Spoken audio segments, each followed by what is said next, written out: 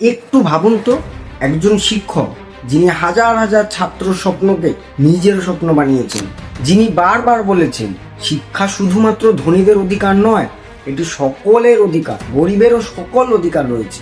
ভাবুন তো, আজ সেই মানুষটিরই শিক্ষা প্রতিষ্ঠান ঘিরে এক বিশাল অশান্তির সৃষ্টি হয়েছে, সকল ছাত্রর মন ভেঙে গিয়েছে। ভাবুন তো, যে মানুষটি অল্প কিছু টাকায় ছাত্রদের জীবন গড়ার সুযোগ করে দেয়, শুধুমাত্র অল্প কিছু খুশির জন্য ছাত্রদের ভবিষ্যৎকে নিজের ভবিষ্যৎ করে নেয়, আজ সেই মানুষটির এরকম দিন আসতে হল।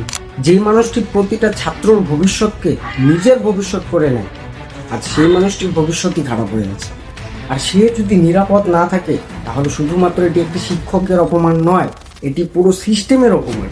তবে একটা কথা মাথায় রাখবেন, শিক্ষককে ভয় দেখিয়ে জ্ঞান থামানো যায় না। হাজার হাজার ছাত্রের ভালোবাসা, হাজার হাজার ছাত্রের সম্মান আজও তার সাথে রয়েছে।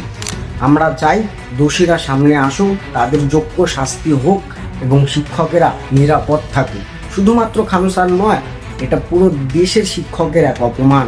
কারণ একজন ভালো শিক্ষক শুধু পড়ায় না, তিনি সঠিক শিক্ষা দেন, তিনি ছাত্রদের ভবিষ্যৎ গড়ে দিলেন।